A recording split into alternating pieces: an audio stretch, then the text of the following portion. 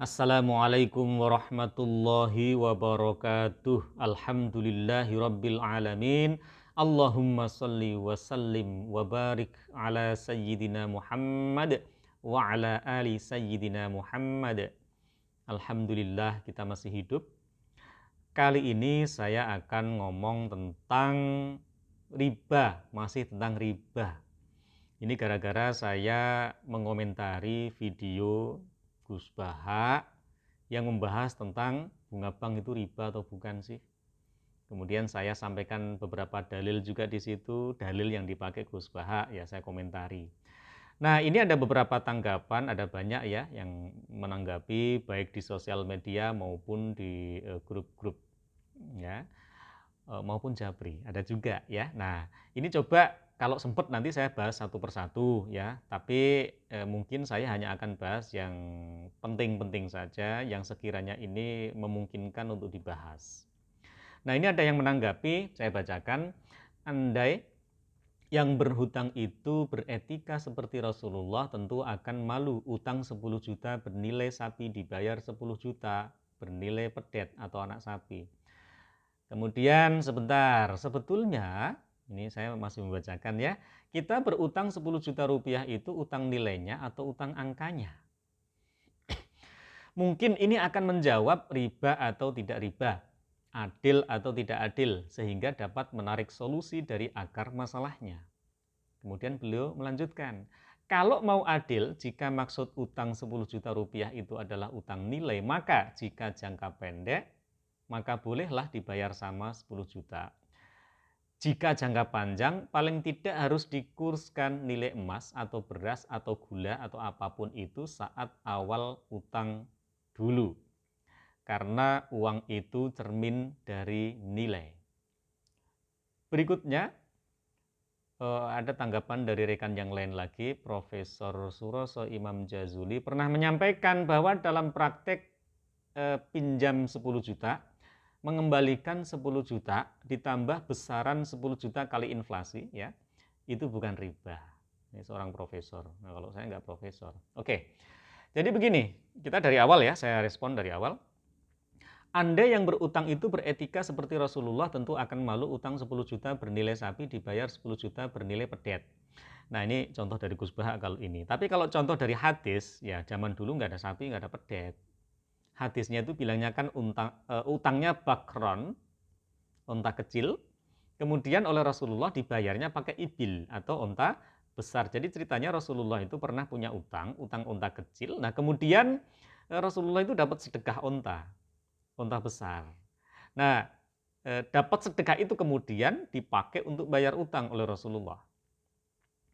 Kemudian ketika Rasulullah itu mau bayar, sahabat itu tahu bahwa ya Rasulullah ini kan adanya nih onta yang lebih besar. Kemudian Rasulullah menjawab, a'tihi iyyahu fa inna khiyaron nasi ahsanuhum qadaan. Tunaikanlah, bayarkan itu onta itu kepadanya. Sesungguhnya khiyaron nas, orang yang manusia yang paling baik atau paling terpilih adalah ahsanuhum qadaan. Orang yang paling baik, paling ahsan dalam bayar utang. Ya, ini ditafsirkan oleh ulama yang lebih baik itu dari sisi kualitasnya maupun kuantitasnya.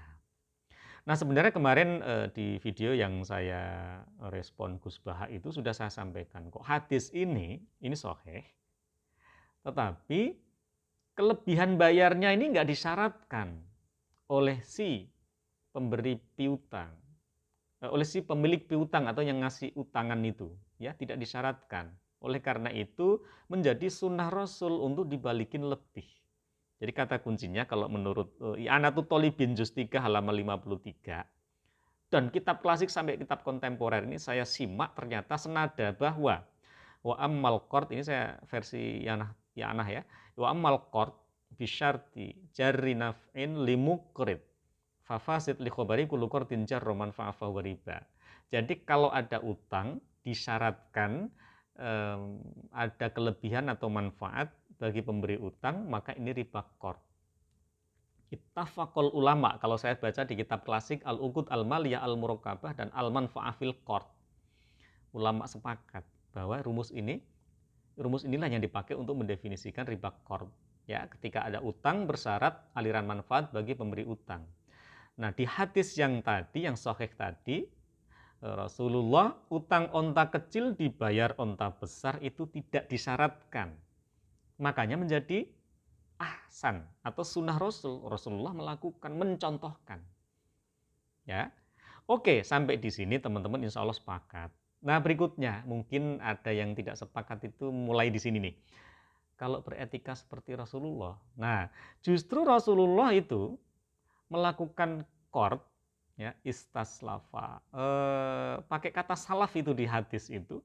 Salaf itu bahasa lainnya adalah qard atau utang. Ya, definisi qard kemarin saya sampaikan, memberikan sesuatu kepada seseorang untuk dimiliki oleh seseorang itu, bisa dipakai, bisa dihabiskan, tapi nanti balikin sesuatu itu. Ya, rumusnya balikin sesuatu itu.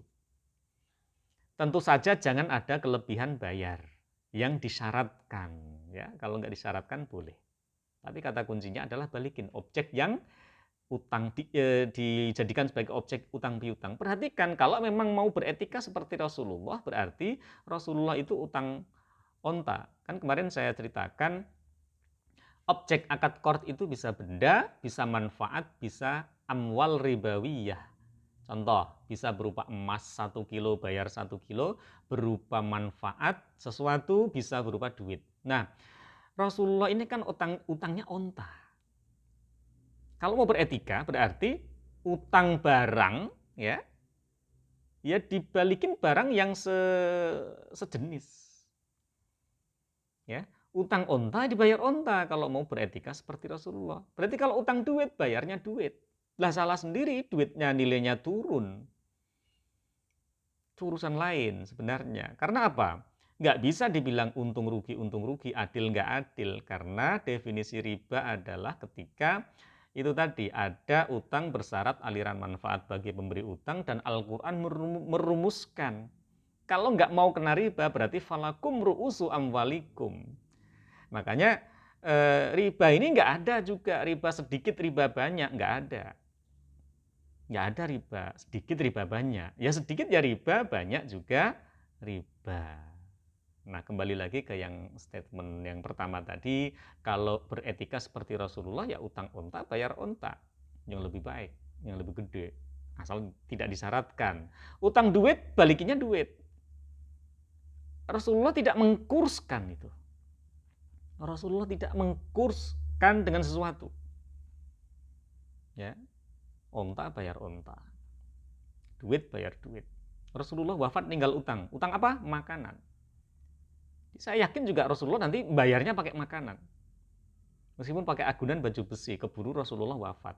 Baru dibayar kemudian setelah wafat. Ya karena ada agunan, beres, clear, no problem. Nah, itu ya yang pertama. Kemudian yang merespon ini melanjutkan, ya sebetulnya utang 10 juta itu nilainya atau angkanya. Itu tadi. Kalau niru Rasulullah, kalau utang barang, balikin barang. Kalau utang manfaat, balikin manfaat. Kalau utang duit, balikin duit. Jadi gampang sebenarnya. Kalau utangnya 10 juta, balikinnya 10 juta. Inflasi urusan lain. Falakum ru'usu amwalikum. Kan kemarin saya bahas juga. Kalau inflasi itu dijadikan sebagai pembenaran untuk pengenaan bunga, maka makhluk bernama riba itu sudah tiada. Mati sudah. Karena utang jenis apapun, kalau disyaratkan bayar lebih, ada aja itu. Kan karena ada inflasi, alasannya ada aja itu nanti tuh. Kalau itu dikatakan sebagai kebenaran, ya kan inflasi, berarti wajar dong gitu kan, saya minta balikin lebih gitu ya, seperti yang disampaikan Profesor siapa tadi, Pak Profesor siapa, Suroso Imam Jazuli. Ini saya nggak tahu beliau ini mengutipnya dari mana, mohon maaf, ini saya hanya membacakan komentar aja, saya nggak, mohon maaf saya sebutkan juga namanya, no problem kan, namanya sesuatu diskusi yang insya Allah ilmiah. Jadi ketika Profesor tadi bilang bahwa utang 10 juta itu lazimnya adalah justru malah dibayar 10 juta plus 10 juta kali inflasinya, itu wajar menurut yang ngutip beliau ini. Nah, kalau itu dianggap sebagai wajar berarti makhluk riba itu nggak akan ada. Jangan-jangan Allah itu juga nggak perlu itu bikin ayat-ayat larangan riba, karena akan ada aja itu pembenarannya. Karena apa? Inflasi, udah kartu sakti itu. Rentenir di mana-mana, monggo, ada kartu sakti itu. Boleh katanya karena inflasi. Ya riba jenis apapun nggak akan disebut riba kalau begitu. Nah kalau saya nggak setuju. Kalau saya pakai logika itu tadi, utang duit ya bayar duit, utang manfaat bayar manfaat, utang barang bayar barang. Kalau ukurnya seperti itu, ya falakum ru'usu amwalikum, kalau ada disyaratkan lebih maka kena riba. Nah, di sini dilanjutkan ya, kalau mau adil ya, misalnya beliau ngasih contoh, jika jangka pendek bolehlah dibayar 10 juta. Ah, ini ilat hukumnya apa ini malah? Ini malah nggak masuk akal. Kalau jangka panjang maka eh, harus dikurskan dengan sesuatu berupa emas, beras, gula atau apapun. Sebentar, kenapa sih meski dikurskan? Itu maksudnya apa? Kan yang di objek utangnya, objek courtnya itu kan udah jelas kan. Rasulullah utang unta bayar unta. Atau kalau mau nih, seperti yang saya sampaikan sebelumnya, kalau mau utang duit 10 juta, ya kebutuhannya 10 juta misalnya, kebutuhannya 10 juta, ya, tetapi kita pengennya ngasih utangannya berupa emas, ya sudah, jangan 10 juta kita lakukan transaksinya, jangan pakai yang 10 juta. Kita cek ya, emas itu harganya berapa kalau 10 juta. Mungkin zaman dulu 10 juta dapat berapa? 100 gram, mungkin ya tahun 80-an mungkin loh. 10 juta dapat 100 gram emas ya, mungkin dulu ya. Ya sudah. Transaksinya jangan pakai duit. Pakai emas. Beliin emas itu. Yang 10 juta ya, yang mau memberikan utangan itu, belilah itu emas. Dah, kasih kepada orang itu. Oke, kamu kan butuh 10 juta. Aku punyanya emas. Ini aku serahkan ke kamu. Ya, nanti balikin emas. Itu clear, itu benar itu. Rasulullah mencontohkan utang onta bayar onta. Nah, ketika sudah masuk dikurskan, ini saya nggak logis, nggak nemu logikanya ini. Kalau dikurskan, justru kalau mau dikurskan, ya, kalau mau tahqiq al-manat, itu berarti kursnya itu pakai mata uang yang berlaku saat itu. Tahqiq al-manat, ya, pakai mata uang yang berlaku saat itu. Tapi dikunci. Oke, utangnya emas 100 gram. Misalnya justru pengennya itu utang emas 100 gram. Dikurskan dengan rupiah saat itu berapa? 10 juta. Ya sudah. Nanti tahun 2020 bayarnya 10 juta. Ya, karena kalau dikurskan dengan benda selain alat tukar resmi, wah riba di mana-mana bakal tidak akan bisa disebut sebagai riba. Ya. Jadi dikurskan itu harus clear. Ya. Yang paling masuk akal dijadikan sebagai kurs itu alat tukar resmi, bukan emas, bukan apalagi gula, beras, bukan. Apalagi nanti kalau kita ngomongin amwal ribawiyah, ilat hukumnya ada banyak ya, kemarin sudah saya sampaikan. Kalau di SNMUI terkait emas perak ya, terkait saman ya, di SNMUI ngambil ilat hukum as-samaniyah bil fi'li. Ya, alat tukar resminya berupa rupiah. Kalau alat tukar resminya berupa rupiah, maka emas perak itu berubah fungsinya, statusnya menjadi komoditas. Nggak akan masuk akal kalau kita masukin itu dikurskan dengan emas, padahal emas itu jadi komoditas. Bahkan nih sekarang nih, kalau kita bilang emas itu di mana-mana harganya, siapa yang bisa menyetarakan coba? Nggak ada. Siapa yang bisa menyetandarkan lah gitu ya, harga emas itu pokoknya ya segini, nggak bisa berubah, ada nggak? Ya nggak ada juga kan. Nanti aneka tambang bikin harga, nanti pada prakteknya kita melakukan transaksi ditambahin dikit, nanti transaksinya di tempat yang beda lagi tambahin dikit lagi, di tempat yang lain lagi dikurangin dikit lagi, ya rada-rada kacau kalau emas itu dijadikan sebagai pengkursan gitu ya atas transaksi utang piutang. Jadi sebenarnya enak itu niru Rasulullah. Ya, utang onta bayar onta udah. Utang duit, duit bayar duit. Nah itulah nilainya, ya nilainya ya itu ya. Qard itu kan sebenarnya akad tabarruat itu, nggak ada untung rugi di situ, nggak pas kalau membahas untung rugi di situ. Kalau bahas adil nggak adil berarti falakum ru'usu amwalikum, udah kuncinya itu. Ru'usu amwalikum, ra'sul mal, pokok dari hartanya. Nah, pokok dari hartanya kalau tadi ditanyakan, ini sebenarnya nilai nominalnya yang 10 juta atau ketika dikurskan dengan sesuatu, maka yang dijadikan sebagai patokan adalah utang sesuatu. Ya akadnya diubah. Akadnya diubah, jangan utang duit, tapi utang emas. Tapi emasnya harus beneran ada. Kalau utang duit, utangnya utang duit, kemudian dikurskan dengan emas, tapi emasnya nggak ada, nah itu akad yang mengada-ngada, gitu ya. Jadi dari sini bisa kita simpulkan, saya simpulkan deh, monggo kalau punya kesimpulan sendiri-sendiri ya. Jadi saya tetap ya on the track, saya tetap sama dengan pendapat yang saya sebelumnya, bahwa kalau mau utang 10 juta rupiah, pada saat transaksi yang kita jadikan objek utang piutang adalah 10 juta rupiah, tahun 80 dibayar tahun 2020 ya 10 juta rupiah. Kalau mau nggak tergerus inflasi, katakanlah ya emas pun tergerus inflasi juga sebenarnya. Cuman mungkin nilainya lebih lebih bertahan gitu ya. Saya ajarin. Jadi kalau pas ada orang butuh duit 10 juta, misalnya tahun 80 itu tadi, kemudian atau sekarang deh, sekarang. Misalnya ada orang mau pinjem atau utang ya, pinjem beda lagi. Mau utang 10 juta, katakanlah dikurskan itu sama dengan dikurskan dengan emas. Nah, saya pinjam istilahnya nih, dikurskan dengan emas itu 10 gram. Maka Anda jangan melakukan utang piutang duit. Lakukan utang piutang emas.